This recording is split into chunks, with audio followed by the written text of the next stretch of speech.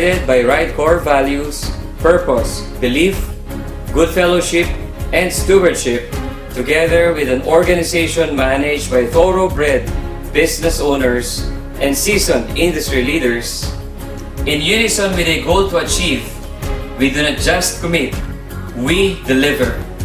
We do not just plan, we fulfill.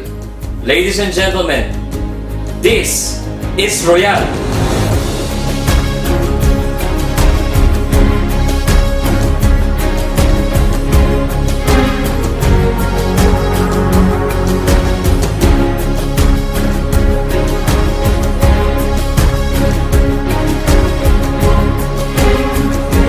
Malaki po na itulong ng pagbubukas dito ng Royalistas International General Trading. Dito po kasi napapatunayan natin na yung ating negosyo ay pang international na, hindi lang sa Pilipino, kundi sa lahat na po na ibang lahi.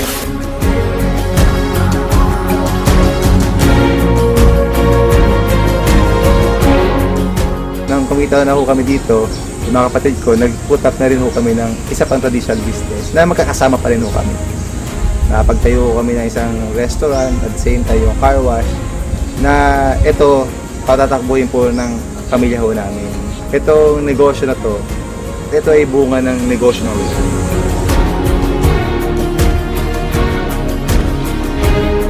Yung mga kapatid ko na hindi talaga hilig sa negosyo, naturuan ko na rin magnegosyo, gumaganda-ganda na rin yung buhay.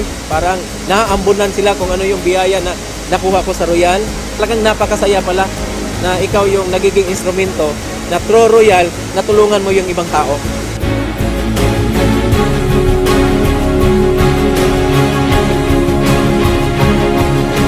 Ibang klase yung vision nung may-ari. Ibang klase yung mancom ng Royal. Yun ang nakita ko sa Royal Business Club. Yung integrity at credibility ng may-ari at ng management. Ibang klase yung determination ng presidente at chairman. So kung determinado yung may-ari, mas kumbaga mahahawak eh.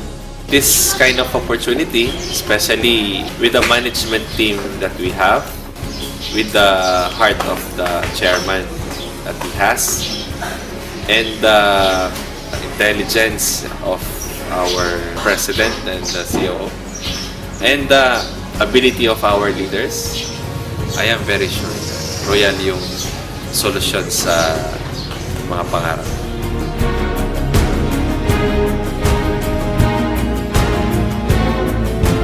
Pantay-pantay sa Royal na kahit high school graduate lang po ako, pwede kang maging top earner.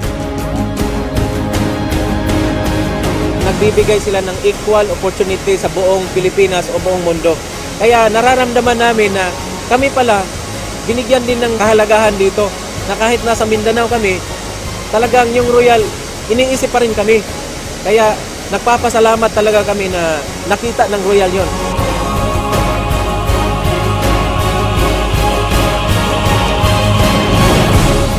Since the inception of Royal, our intention is to lead and set the trend. We do not just follow. Royal's integrity, honesty, and good values are seen in the things that we have accomplished. Still, our preparation and hard work will remain to be the company's primary asset. This is Royal.